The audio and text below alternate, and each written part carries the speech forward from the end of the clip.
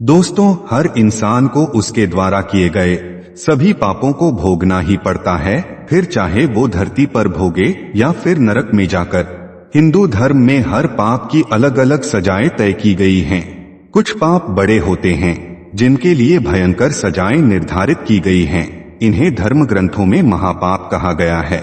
आइए आज हम आपको ऐसे ही 5 महापापियों के बारे में बताते हैं जिन्हें नरक में कठोर यातनाएं मिलती हैं। नमस्कार दोस्तों, स्वागत है आपका हमारे चैनल वैदिक ज्ञान संगम में। आपसे अनुरोध है कि चैनल को सब्सक्राइब कर लें और कमेंट बॉक्स में जय श्री नारायण लिखकर परमात्मा को अपना आभार व्यक्त करें। भविष्य पुराण के अनुसार पृथ्वी पर जन्म लेने वाले हर प्राणी को तन, मन और वचन से किए गए बुरे कर्मों का फल भोगना ही पड़ता है। कुछ पाप महापाप माने जाते हैं जिन्हें करने से नरक में सबसे बड़ी सजा भोगनी पड़ती है। सनातन धर्म में 5 प्रकार के महापापों से बचने को कहा गया है, जिसमें पहला महापाप है ब्रह्म हत्या। दोस्तों, पिछले जन्मों के अच्छे कर्मों के कारण ही व्यक्ति को ब्राह्मण कुल में जन्म मिलता है। हिंदू धर्म में सच्चे ब्राह्मण को भगवान के समान माना गया है। इसके पीछे भी एक कारण है। कहा जाता है कि ब्राह्मण भगवान ब्रह्मा के मुख से उत्पन्न हुए हैं। इसी कारण उन्हें सबसे ऊंचा स्थान दिया गया है और उन्हें पूज्य माना जाता है। शास्त्रों में स्पष्ट लिखा है कि अगर कोई मनुष्य जानबूझकर या भूल से किसी ब्राह्मण की हत्या कर देता है तो उसे ब्रह्म हत्या का पाप लगता है और यह महापाप माना जाता है। ब्रह्म हत्या जैसा महापाप अपने सिर लेने वाले मनुष्य को जीवन भर दुखों का सामना करना पड़ता है। सिर्फ हत्या करने वाला ही नहीं, बल्कि ऐसे काम में साथ देने वाले मनुष्य को भी कुंभीपाक नाम के नरक की यातना सहनी पड़ती है। इसलिए मनुष्य को भूलकर भी हत्या जैसे बुरे कर्म में भाग नहीं लेना चाहिए। ऐसा कर्म करने वाले मनुष्य को जीवन भर दुखों का सामना करना पड़ता है। दोस्तों, वही दूसरा महापाप सुरापान को बताया गया है। सुरा शब्द वेदों में कई बार आया है। इसे द्युत अर्थात जुआ के समान ही पापमय माना गया है। ऐसा करने से नरक में तरह तरह की यातनाओं को सहना पड़ता है। इसके अलावा दोस्तों, नारद पुराण में भी शराब पीने को गलत बताया गया है। नारद पुराण के अनुसार मदिरा के 3 प्रकार बताए गए हैं। पहला है गौड़ी अर्थात गुड़ से बनाई गई शराब। दूसरा है पैष्टी अर्थात चावल आदि के आटे से तैयार की गई शराब। तीसरा है माधवी अर्थात फूल, अंगूर आदि के रस से तैयार की गई शराब। स्त्री हो या पुरुष, हर इंसान को इन सभी तरह के शराबों से दूर रहना चाहिए।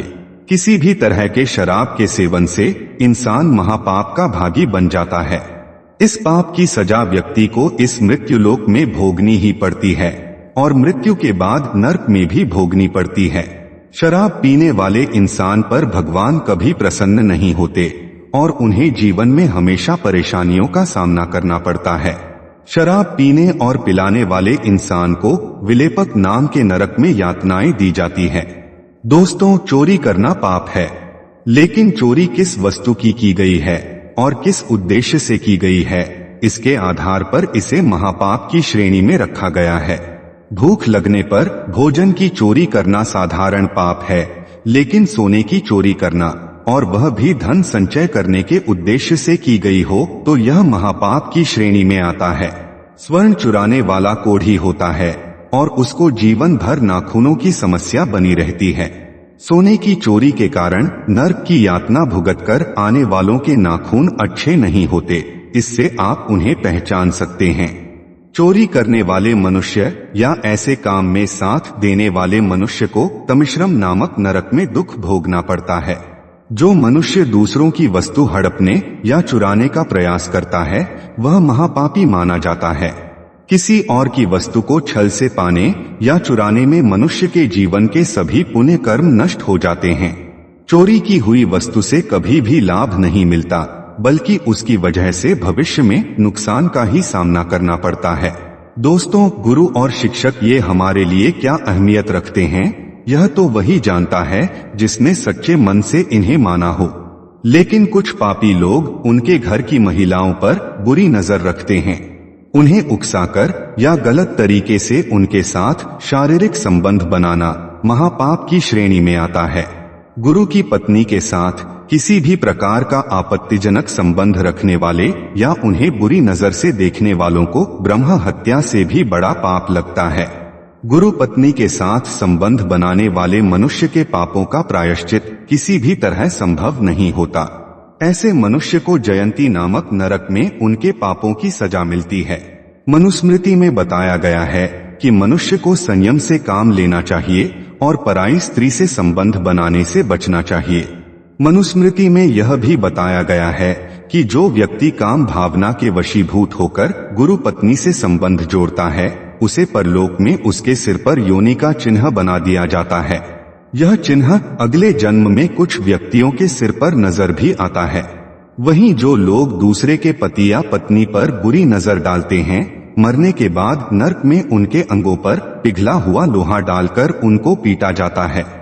इससे भी यमराज के दूतों के हृदय नहीं पिघलते और वो बार बार दहकते लौह स्तंभ का आलिंगन करवाते हैं जब तक उसकी मृत्यु नहीं हो जाती।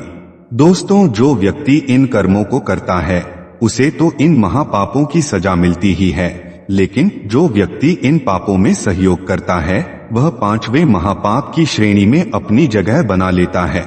इसीलिए कभी भी बुरी संगति वाले लोगों का साथ नहीं देना चाहिए।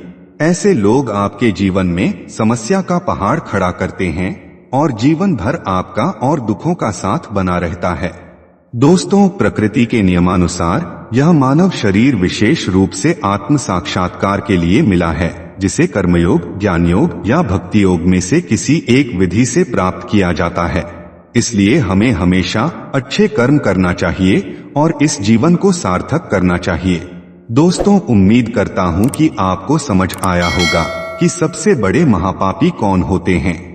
अगर ये बातें आपको समझ आई हो तो वीडियो को लाइक करें और अपने बंधु बांधवों को शेयर करें और ऐसे ही वीडियोस को देखने के लिए हमारे चैनल वैदिक ज्ञान संगम को सब्सक्राइब करें।